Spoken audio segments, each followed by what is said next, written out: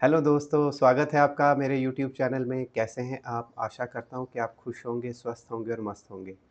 तो पिछले कुछ वीडियोज़ में हमने बात करी थी एडमिशन ऑफ अ पार्टनर के बारे में। आज के इस वीडियो में हम बात करेंगे रिटायरमेंट और डेथ ऑफ अ पार्टनर के बारे में।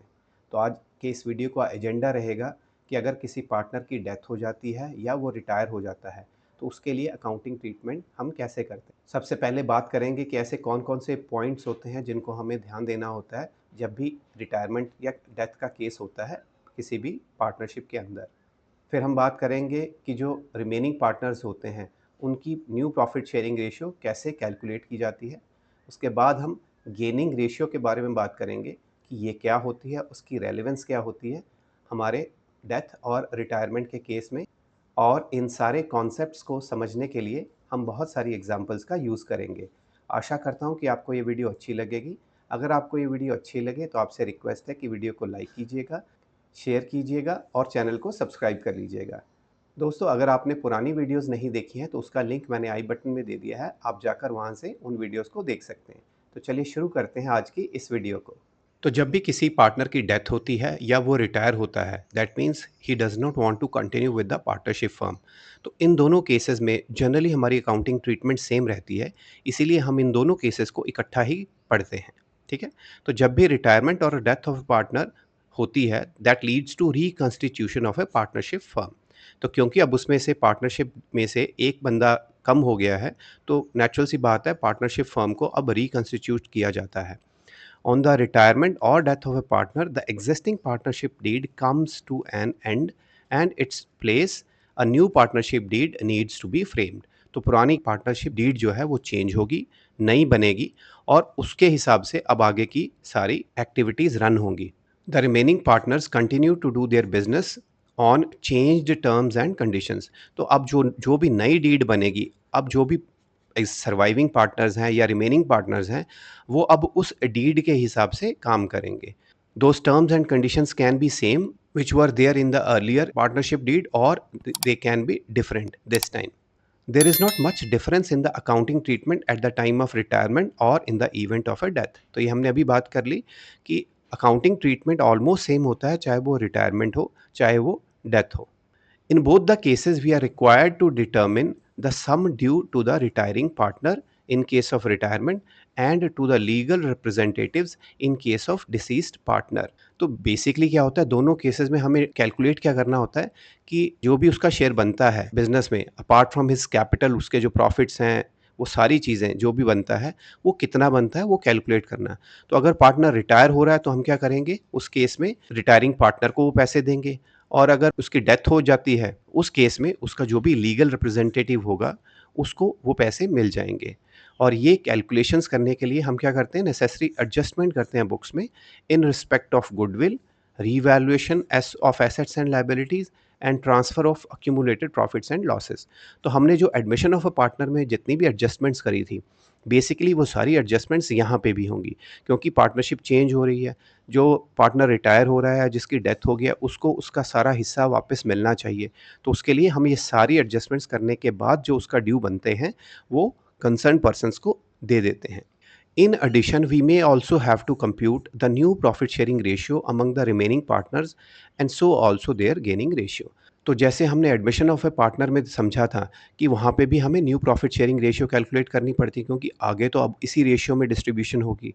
प्लस वहाँ पे सैक्रिफाइसिंग रेशियो कैलकुलेट करते थे, क्योंकि जो नया पार्टनर आ रहा था वो अपने साथ में कुछ गुडविल लेके आता है। तो वो जो गुडविल है वो एग्जिस्टिंग पार्टनर्स अपने सैक्रिफाइसिंग रेशियो में गुडविल शेयर करते थे। रिटायरमेंट और डेथ के केस में क्या होता है कि जो रिमेनिंग पार्टनर्स होते हैं, नेचुरल सी बात है उनको एक्स्ट्रा शेयर मिलेगा, क्योंकि एक पार्टनर कम हो गया है, तो वो तो एक्स्ट्रा शेयर जो मिलता है उसके के लिए हम कैलकुलेट करते हैं गेनिंग रेशियो, मतलब किस रेशियो में इनको गेन हुआ है।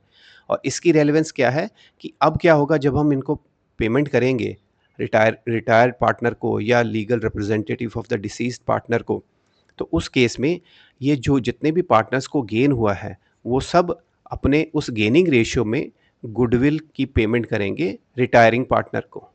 ठीक है? दोस्तों, आपसे रिक्वेस्ट है कि प्लीज़ वीडियो को लाइक कर दीजिएगा और किसी भी तरह का कोई डाउट हो तो कमेंट कॉलम में आप डाल सकते हैं।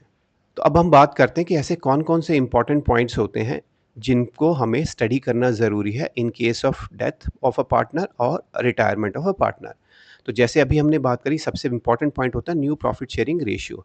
ये इम्पोर्टेंट क्यों होता है? क्योंकि जितने भी कंटिन्यूइंग पार्टनर्स हैं, जो आगे इस पार्टनरशिप डीड को कंटिन्यू कर रहे हैं, वो अब इस रेशियो में अपने प्रॉफिट्स डिस्ट्रीब्यूट करेंगे। फिर हमें निकालनी है गेनिंग रेशियो। गेनिंग रेशियो किस लिए चाहिए, वो मैंने अभी आपको बता दिया कि जो कंटिन्यूइंग पार्टनर्स होते हैं उनको रिटायरिंग पार्टनर को इस रेशियो में गुडविल की पेमेंट करनी पड़ती है। फिर नेचुरल सी बात है, valuation and adjustment of goodwill होगी। हम ये देखेंगे कि इस बिज़नेस की कितनी गुडविल है, क्योंकि अब एक पार्टनर नहीं चलेगा साथ में, तो आज तक की जितनी भी गुडविल हमने क्रिएट करी है, उसमें से उस पार्टनर का पोर्शन हमें उसको पे करना पड़ेगा। फिर again revaluation of assets and reassessment of liabilities होगी। जैसे हमने एडमिशन ऑफ अ पार्टनरशिप में समझा था कि बहुत कई बार ऐसे होता है कि हमारे एसेट्स मार्केट वैल्यू पे नहीं होते हैं या लायबिलिटीज़ हमारी बुक्स में अंडर वैल्यूड या ओवर वैल्यूड होती है, तो हम एक बार रीअसेस करते हैं चीज़ें, सो दैट हम रिटायरिंग पार्टनर को उसका ड्यू दे सकें। Then distribution of accumulated profits और रिजर्व। तो अगर हमारे पास कुछ अक्यूमुलेटेड प्रॉफिट्स हैं, चाहे वो प्रॉफिट एंड लॉस अकाउंट के क्रेडिट बैलेंस में शो हो रहे हों, या वो जनरल रिजर्व्स की फॉर्म में हो, या किसी और स्पेसिफिक रिजर्व्स की फॉर्म में हो, वो हम डिस्ट्रीब्यूट कर देते हैं सभी पार्टनर्स में। फिर आ जाता है ascertainment of share of profit और loss up to the date of retirement और डेथ। अब ये एक एक्स्ट्रा पॉइंट आता है। नॉर्मली क्या होता है, जब हम किसी को एडमिट करते हैं या रिटायर करते हैं, तो वो फाइनेंशियल ईयर के एंड में करते हैं, सो दैट हमारी बुक्स तो एक बार बननी ही होती, तो हमें दोबारा नहीं बनानी पड़ती। लेकिन जो डेथ होती है वो तो यू कैन नॉट प्रिडिक्ट, तो डेथ कभी भी हो सकती है। तो उस केस में क्या होगा, हमें बुक्स ऑफ अकाउंट्स बनानी पड़ती हैं till the date of death, क्योंकि उस दिन तक profits old profit sharing ratio में डिस्ट्रीब्यूट होंगे, और उस दिन सारी एडजस्टमेंट्स होने के बाद जो भी रिटायरिंग पार्टनर का या डिजीज्ड पार्टनर का जो शेयर है, वो उसको हम दे देते हैं, और उसके अगले दिन से नए प्रॉफिट शेयरिंग रेशियो के हिसाब से कंटिन्यूइंग पार्टनर्स आगे अपना पार्टनरशिप रन करते हैं। Even in case of retirement it can happen कि वो हम फाइनेंशियल ईयर के एंड में ना करें और इन बिटवीन समवेयर कर दें, बट मोस्टली ये डेथ के केस में ही होता है। नेक्स्ट आ जाता है एडजस्टमेंट ऑफ पार्टनर्स कैपिटल। तो जितने भी कंटिन्यूइंग पार्टनर्स हैं या जो रिमेनिंग पार्टनर्स होंगे, वो अपने कैपिटल्स को कैसे आगे फॉरवर्ड लेके चलेंगे, ये सारी एडजस्टमेंट्स भी हमें करनी पड़ती है, जैसे हमने एडमिशन ऑफ ए पार्टनरशिप में करा था। And finally settlement of the accounts due to the retired और डिसीज्ड पार्टनर। और एंड में जब हम ये सारी कैलकुलेशंस कर लेते हैं, तो जो भी शेयर बनता है रिटायर्ड पार्टनर का या डिसीज्ड पार्टनर का, वो हम उसको प्रोवाइड कर देते हैं। तो ये सारी चीज़ें जो है, ये सारी कैलकुलेशंस हमें ध्यान में रखनी पड़ती हैं while dealing with the cases of retirement और डेथ ऑफ ए पार्टनर। अब आ जाते हैं आज के नेक्स्ट टॉपिक पे, which is new profit sharing ratio. तो न्यू प्रॉफिट शेयरिंग रेशियो होती क्या है? तो new profit sharing is the ratio in which the remaining partners will share future profits after the retirement और डेथ ऑफ एनी पार्टनर। तो natural सी बात है, इसमें समझाने वाली कोई बात नहीं है। Next, the new share of each of the remaining partner will consist of his own share in the firm plus the share acquired from the retiring और डिसीज्ड पार्टनर।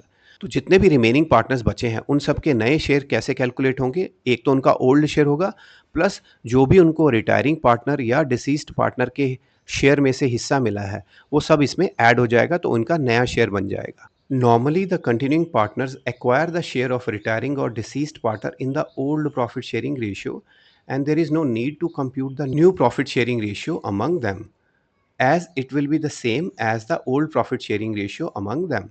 तो नॉर्मली क्या होता है, जितने भी कंटिन्यूइंग पार्टनर्स होते हैं, वो क्या करते हैं, जो भी पार्टनर रिटायर हो गया है या जिसकी डेथ हो गई है, उसका शेयर अपनी ओल्ड प्रॉफिट शेयरिंग रेशियो में ही एक्वायर कर लेते हैं। इससे क्या होता है कि आपको ना तो न्यू प्रॉफिट शेयरिंग रेशियो निकालने की ज़रूरत पड़ती है, और ना ही गेनिंग रेशियो निकालने की ज़रूरत पड़ती है, क्योंकि वो दोनों उसी रेशियो में रहते हैं। तो जैसे suppose there are 3 partners A, B and C, और वो 3:2:1 में सपोज़ शेयर करते हैं अपने प्रॉफिट्स।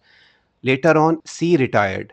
अगर सी रिटायर हो जाता है और ये दोनों पार्टनर्स ए और बी आपस में 3:2 में ही इसका ये जो 1/6 हिस्सा है उसको ले लेते हैं, तो उस केस में इनकी जो एग्जिस्टिंग प्रॉफिट शेयरिंग रेशियो थी वो भी 3:2 रहेगी, और जो न्यू प्रॉफिट शेयरिंग रेशियो होगी वो भी 3:2 होगी, और कोई नई कैलकुलेशंस करने की ज़रूरत नहीं पड़ेगी, और उनकी गेनिंग रेशियो भी 3:2 रहेगी।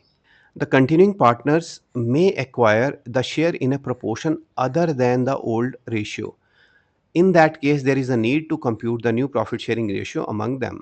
तो जैसे हमने बात करी, नॉर्मली क्या होता है, कंटिन्यूइंग पार्टनर्स जो होते हैं वो अपनी जो एग्जिस्टिंग रेशियो होती उसी रेशियो में शेयर एक्वायर कर लेते हैं।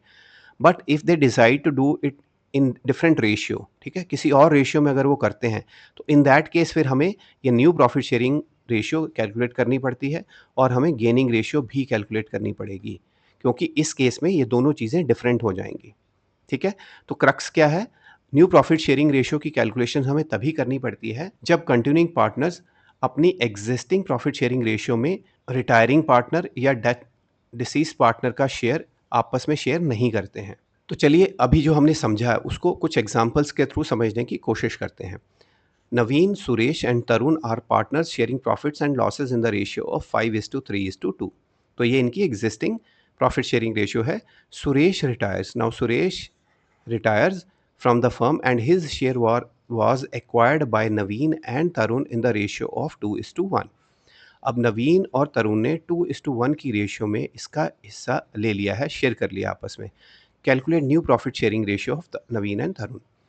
अब देखिए इस केस में क्या है, ऑलरेडी आपको ये गेनिंग रेशियो है। गेनिंग रेशियो आपको ऑलरेडी क्वेश्चन में दे रखी है, ठीक है। 2:1 इज द गेनिंग रेशियो। इसका मतलब ये हुआ कि जो नवीन है और जो तरुण है, इन दोनों ने आपस में कैसे शेयर किया है? नवीन ने 2/3 शेयर ले लिया है और तरुण ने 1/3 शेयर ले लिया है। Share of Suresh taken by. तो इस क्वेश्चन को सॉल्व करने के लिए हम क्या कैलकुलेट करेंगे कि सुरेश का कितना पार्ट नवीन ने लिया है और कितना पार्ट तरुण ने लिया है। तो नवीन, सुरेश और तरुण की जो रेशियो थी वो थी 5:3:2। ठीक है, ये नवीन का था, ये सुरेश का था, ये तरुण का था। तो पहले देखते हैं तो सुरेश का है कितना प्रोपोर्शन। तो सुरेश का जो प्रॉफिट है वो है 3/10।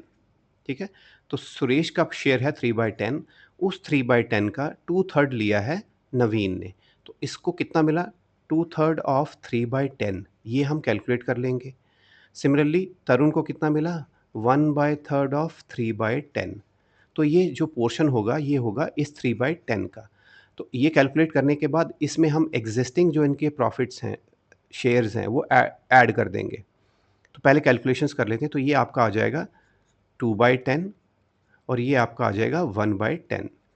ठीक है, तो 2/10 और 1/10 इन दोनों ने रिस्पेक्टिवली रिसीव किया है। तो इसका मतलब इनके जो नए शेयर हो जाएंगे, न्यू शेयर्स, न्यू शेयर वो क्या-क्या हो जाएँगे? नवीन का पहले था 5/10, तो नवीन का हो जाएगा 5/10 प्लस 2/10 दैट इज़ 7/10। तरुण का हो जाएगा 2/10 प्लस 1/10, यानी उसका हो जाएगा 3/10। ठीक है? तो अब जो रेशियो बनी न्यू प्रॉफिट शेयरिंग रेशियो वो आ गई 7:3 इन बिटवीन नवीन एंड तरुण। दोस्तों आपसे रिक्वेस्ट है कि प्लीज़ वीडियो को लाइक कर दीजिएगा अगर आपको ये वीडियो अच्छी लग रही है, और अगर आपको किसी भी तरह का डाउट हो तो आप कमेंट कॉलम में डाल सकते हैं। चलते हैं नेक्स्ट एग्जांपल की तरफ। Alka, Harpreet and Shreya are partners sharing profits in the ratio of 3:2:1। तो अलका, हरप्रीत, श्रेया, इनकी प्रॉफिट शेयरिंग रेशियो है 3:2:1। Alka retires and her share is taken up by Harpreet and Shreya in the ratio of 3:2। अब देखिए अलका रिटायर होगी तो अलका का पोर्शन था 3/6, हरप्रीत का था 2/6, श्रेया का था 1/6। अब इसका जो 3/6 है ये इन्होंने एक्वायर कर लिया 3:2 में। ठीक है, तो पहले ये कैलकुलेट कर लेते हैं कि इनको कितना मिलेगा। तो 3:2 का मतलब हुआ 3/5 इसको मिलेगा, 2/5 इसको मिलेगा, और कितने का? इसका 3/5 ऑफ 3/6, 2/5 ऑफ 3/6। तो ये एक्स्ट्रा शेयर मिल जाएगा इन दोनों को। तो वो कितना होगा? ये आपका आ गया 9/30 और इसका हो जाएगा 6/30। तो ये जो पोर्शन है ये इनको मिला है एक्स्ट्रा। अब हरप्रीत का और श्रेया का नया कैलकुलेशंस कर लेते हैं, नए प्रॉफिट शेयरिंग रेशियो की। हरप्रीत के पास एग्जिस्टिंग है 2/6, तो उसने 2/6 ऑलरेडी है, प्लस अब उसको 9/30 और मिल गया है, तो प्लस 9/30। और श्रेया के पास ऑलरेडी है 1/6 और प्लस अब इसके पास नया आ गया है 6/30, तो ये जुड़ जाएगा। अब इनको सॉल्व कर लेते हैं। तो ये आपका आ जाएगा 10 + 9 डिवाइडेड बाय 30 और ये आपका आ जाएगा 5 + 6 डिवाइडेड बाय 30। तो ये आपकी नई जो रेशियो आ गई वो आ गई 19:11। तो this is our new profit sharing ratio for Harpreet and Shreya. ठीक है, आई होप अब आपको ये कॉन्सेप्ट क्लियर हो गया होगा कि हमें न्यू प्रॉफिट शेयरिंग रेशियो तभी निकालनी पड़ती है जब हमें इस तरह का कोई इनका डिवीज़न दे रखा है कि इन्होंने आपस में कैसे शेयर किया है। अगर क्वेश्चन साइलेंट हो, ठीक है? अगर क्वेश्चन साइलेंट हो, ये चीज़ नहीं लिखी होती और या ये लिखा होता है कि इन दोनों ने they have continued in their existing ratio, तो उस केस में क्या होता है, हरप्रीत और श्रेया का आपस में 2:1 है। तो हम क्या करते, हमारा गेनिंग रेशियो भी यही रहती है और न्यू प्रॉफिट शेयरिंग भी इनकी 2:1 रहती। अब बात कर लेते हैं गेनिंग रेशियो के बारे में। इसके बारे में हमने ऑलरेडी डिटेल में बात कर ली है। क्विकली देख लेते हैं। The ratio in which the continuing partners have acquired the share from the retiring और deceased partner is called the gaining ratio. ठीक है, तो जिस रेशियो में वो आपस में एक्वायर करते हैं आउटगोइंग पार्टनर का शेयर, उसको कह देते हैं gaining ratio. This ratio is very important because the retiring partner, all legal representative, receives the share of goodwill from the remaining partners in this ratio. तो अगर ये 2:1 है तो इसका मतलब जो गुडविल कैलकुलेट की जाएगी उसका 2/3 एक पार्टनर देगा और 1/3 दूसरा पार्टनर देगा। ठीक है, और गेनिंग रेशियो कैसे कैलकुलेट करते हैं? Gaining ratio is equal to new ratio minus old ratio. ठीक है, आई होप आपको ये कॉन्सेप्ट क्लियर हो गया होगा। तो इसको फिर से एग्जाम्पल से स्टार्ट करते हैं। Ranjana, Sadhana and Kamana are partners sharing profits in the ratio of 4:3:2। Ranjana retires. Sadhana and Kamana decided to share profits in future in the ratio of 5:3. Calculate gaining ratio. अब देखिए, रंजना, साधना और कमाना, इन तीनों का एग्जिस्टिंग है 4:3:2, यानी इसका हो गया 4/9, इसका हो गया 3/9 और इसका हो गया 2/9। अब हमें क्वेश्चन में ये दिया गया है, they decided to share profits in future in the ratio of 5:3। तो अब इनकी जो नई रेशियो है साधना और कमाना की, वो है 5:3। यानी जो नए न्यू शेयर इनका बना है वो क्या बना है, इसका बना है 5/8 और इसका बना है 3/8। ठीक है, इसका मतलब ये इनके ओल्ड शेयर थे और ये इनके हैं न्यू शेयर। तो जैसे अभी हमने बात करी गेनिंग रेशियो कैसे निकालते हैं, new share minus old share. तो अब हम क्या करेंगे, इन दोनों की गेनिंग रेशियो निकाल लेते हैं। तो पहले साधना की निकालते हैं। साधना का जो न्यू शेयर है वो है 5/8 माइनस ओल्ड शेयर था 3/9। तो ये आपका आ गया 45 minus 24/72 which is equal to 21/72। Kamana के लिए भी जो न्यू है वो है 3/8 और जो ओल्ड था वो था 2/9। तो इन दोनों को आपस में डिडक्ट कर लेंगे तो ये आपका आ जाएगा 72, ये और ये आ गया 27 माइनस 16, ये आ गया 11/72। तो इसका मतलब क्या हुआ, इनकी जो न्यू गेनिंग रेशियो है वो है 21:11। ठीक है, आई होप आपको क्लियर हो गया होगा। तो दोस्तों, अगर आप इस चैनल पे नए हैं तो आपसे रिक्वेस्ट है कि इस चैनल को आप सब्सक्राइब कर लीजिएगा। चलते हैं नेक्स्ट एग्जाम्पल की तरफ। कुमार, लक्ष्य एंड मनोज एंड नरेश। तो देर आर 4 पार्टनर्स, कुमार, लक्ष्य, Manoj and Naresh, sharing profits in the ratio of 3:2:1:4. Kumar retires and his share is acquired by Lakshya and Manoj in the ratio of 3:2। अब देखिए इस केस में क्या हुआ है, जो शेयर मिला है वो मिला है लक्ष्य और मनोज को, नरेश को कुछ नहीं मिला है। सो calculate the new profit sharing ratio and gaining ratio of the remaining partners. अब इस क्वेश्चन में हमें दो चीज़ें करनी है, एक तो न्यू प्रॉफिट शेयरिंग रेशियो निकालनी है और एक गेनिंग रेशियो निकालनी है। तो अगर आप ध्यान से देखें कि गेनिंग रेशियो तो क्वेश्चन में खुद ही उसने दे रखी है, because it is mention that his share is acquired by Lakshya and Manoj in the ratio of 3:2। तो ये गेनिंग रेशियो ही है।